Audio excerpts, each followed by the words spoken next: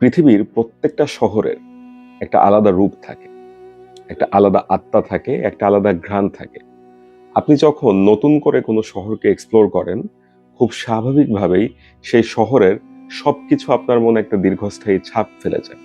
এবং যেহেতু ঘ্রাণ শক্তি আমাদের কাছে সবচেয়ে বেশি প্রকট, তো সেই শহরটাকে মনে রাখার জন্য আসলে ঘ্রাণের বিকল্প কিছু নেই।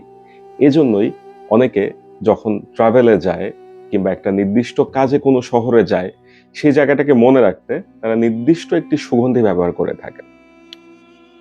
দুবাইয়ের সুইস অ্যারাবিয়ান যে পারফিউম হাউসটি আছে, তারা এই ব্যাপারটিকে আরো সহজ, আরো স্নিগ্ধ করে তোলার জন্য যে কাজটি করেছে, যে তারা সিটিজ নামে তাদের একটি সিরিজ লঞ্চ করেছে। সর্বপ্রথম 2016 সালে এই সিরিজের ক্যাসাব্ল্যাঙ্কা নামে একটি পারফিউম বের হয়েছিল। তারই হাত ধরে আস্তে আস্তে এই সিরিজে যোগ হয়েছে আরো অনেকগুলো পারফিউম। নামগুলো খুবই চমৎকার: opulence of Dubai, passion of Venice, তারপরে হচ্ছে এই যে enigma of Taif, soul of Bali, essence of Casablanca, এরকম আসলে অনেক কিছু। তো প্রত্যেকটা এই যে আলাদা আলাদা শহরের নামে তাদের একটা করে পারফিউম লঞ্চ হয়েছে, সেগুলোর পেছনে আসলে নানা রকম ইতিহাস আছে, কিংবা সেই শহরের ঘ্রাণকে আলাদা করে তুলে ধরার জন্য এটা তাদের একটা এফোর্ট আমি বলবো। তো আজকে সুইস অ্যারাবিয়ানের এই সিটি সিরিজের একটি পারফিউম ইনিগমা অফ তাইফ, এটা নিয়ে আপনাদের সাথে গল্প করতে বসেছি। ইনিগমা অফ তাইফ আসলে নিউ রিলিজ 2025 সালে। একজন জাপানিজ পারফিউমার, তার নাম হচ্ছে শিনিচিরো ওবা, তার হাত ধরে এই পারফিউমটি বাজারে আসে। ইনিগমা অফ তাইফের 100 ml এর একটি বটল। সিটি সিরিজের বটলের উপরে খুব সুন্দরভাবেই দেখা যাচ্ছে যে একটা গোলাপের ক্ষেত, আকাশে রোদ, পিছনে কোলঘেঁষা শহরের পাহাড়। আচ্ছা, তো একটা পারফিউম যখন একটা সিটিকে রিপ্রেজেন্ট করে, তাহলে শুরুতেই আমাদের একটু বলে নিতে হবে তাইফের গল্প। তাইফ হচ্ছে সৌদি আরবের পশ্চিমাঞ্চলের একটা শহর, মক্কার পাশ ঘেঁষেই। এই শহরটার কিন্তু ঐতিহাসিক এবং ধর্মীয় দুদিক থেকেই বেশ গুরুত্ব আছে। মক্কার পাশে এই যে তাইফ শহরটি, এখানে আবহাওয়া এত মনোরম এবং শীতল যে এখানে অ্যারাবিয়ানরা প্রায়ই হচ্ছে ছুটি কাটাতে চলে আসে। এবং তাইফ শহরের আরেকটি বিখ্যাত ব্যাপার হচ্ছে তাইফের গোলাপ। তাইফে এক ধরনের হালকা গোলাপি রঙের গোলাপের চাষ হয়। এই গোলাপটিকে বলা হয় পৃথিবীর সবচেয়ে লাক্সারিয়াস এবং একটি রেয়ার কোয়ালিটির রোজ। এই গোলাপের গন্ধ কিন্তু অন্য গোলাপগুলোর মতো খুব বেশি কড়া কিংবা মিষ্টি নয়, বরং এই গোলাপটার ভেতরে এক ধরনের তৃপ্তিদায়ক শীতল অনুভূতি আছে, কিছুটা পাউডারি, এবং সাথে কিছুটা গ্রিন টি লাইক একটা হার্বাল নোট এই গোলাপ থেকে পাওয়া যায়। তো এই গোলাপটা পৃথিবীতে এত বেশি এটাকে গুরুত্ব দেওয়া হয় যে এই তাইফ রোজের অ্যারোমাটাকে খুব লাক্সারি, খুব রিজার্ভড একটা সেন্ট হিসেবে ধরা হয়ে থাকে।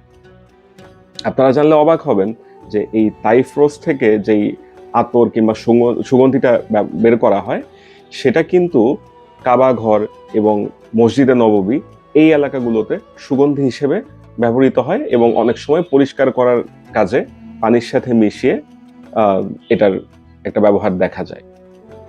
আচ্ছা, তো সুইস অ্যারাবিয়ানের যেই পারফিউমটা নিয়ে কথা বলছিলাম, এনিগমা অফ তাইফ, স্বাভাবিকভাবেই বোঝা যাচ্ছে যে তাইফ এলাকার নামে যেহেতু একটা পারফিউম, তার মানে এটার ভেতরে অবশ্যই তাইফ রোজ এই নোটটাকে হাইলাইট করা হয়েছে, এবং বটলটা দেখেও বোঝা যায় যে এখানে সুন্দর একটা গোলাপের ক্ষেত। তো এই এনিগমা অফ তাইফ এই সেন্টটা আসলে কি রকম? আপনারা অনেকে আছেন যে রোজ নোটের নাম শুনলে একটু ভেবে ফেলেন যে একটা ফেমিনিন, খুবই সুইট। এনিগমা অফ তাইফ এদিক থেকেই বেশ ব্যতিক্রম।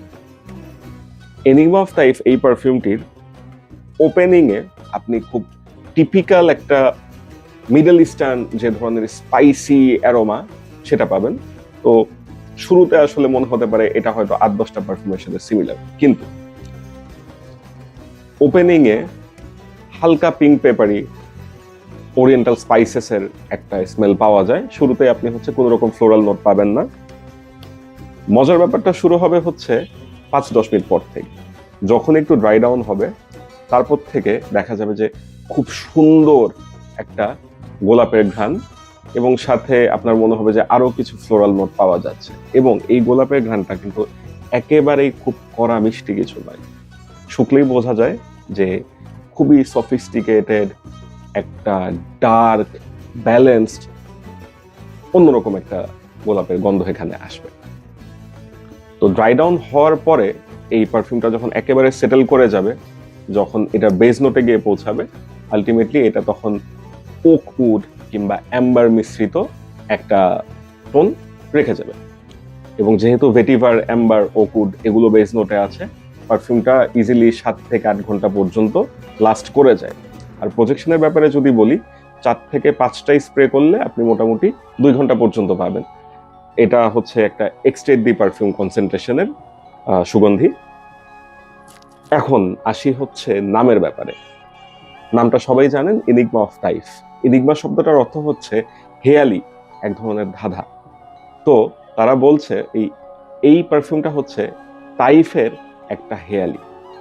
এই নামটার সাথে আসলে পারফিউমটার এতই বেশি সিগনিফিকেন্স, কারণ আপনি যখন পারফিউমটা ব্যবহার করবেন, শুরুতে ওই যে বললাম একটা স্পাইসি নোট আসে, এবং মাঝখান থেকে হঠাৎ করে এটা একটা অন্যরকম লাক্সারিয়াস একটা রোজের গন্ধ ছড়াতে শুরু করে, সাথে আরো কিছু ফ্লোরাল নোটস পাওয়া যায়।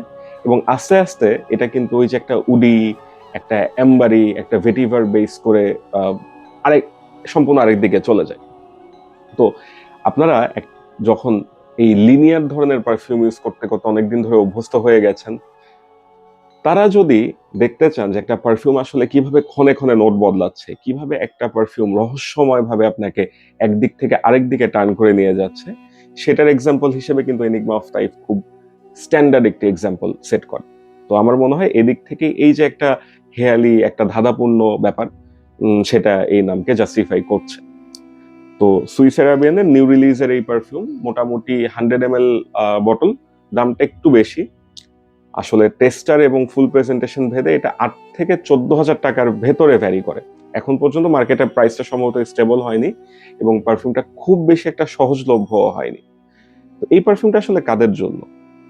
আমি বলবো পারফিউমটা স্পেশাল অকেশনের জন্য রিজার্ভ করে রাখা ভালো, বিশেষ করে শীতের সিজনে কিংবা হচ্ছে সামার টাইমের একদম শেষের দিকে, যখন ফল আসে কিংবা বসন্তের শুরুতে, ডেট নাইটসে, পার্টি অকেশনে, কিংবা হচ্ছে আপনি যখন প্রার্থনায় মগ্ন থাকেন, সেই সময়ের জন্য এটি আসলে খুব ভালো একটি পারফিউম হতে পারে।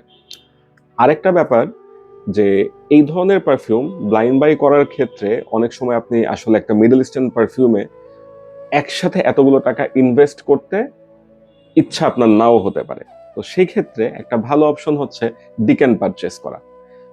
এনিগমা অফ তাইফ এই পারফিউমটির ডিক্যান্ট আপনারা খুব সহজেই পেয়ে যাবেন পারফিউমস অ্যান্ড মোর এই পেজ থেকে। তাদের ফেসবুক পেজে অর্ডার করলে খুব সহজেই এনিগমা অফ তাইফ সহ সুইস অ্যারাবিয়ানের আরো অনেকগুলো পারফিউমের ডিক্যান্ট পাওয়া যায়। তো আমার কাছে মনে হয় যারা এই যে রোজ পারফিউম বিষয়ে এক ধরনের দ্বিধাদ্বন্দ্বে ভোগেন, যে খুব মিষ্টি কিংবা হচ্ছে খুব কড়া একটা ঘ্রাণ, তাদের জন্য এনিগমা অফ তাইফ আসলে খুবই একটা সারপ্রাইজিং এক্সপিরিয়েন্স হতে পারে। কারণ তাইফ রোজটা আসলে অন্য রোজগুলোর মতো খুব কড়া মিষ্টি ঘ্রাণ দেয় না, এটার সাথে খুব ব্যালেন্সড একটা পাউডারি, একটা ডার্ক একটা অ্যাম্বিয়েন্স আসে।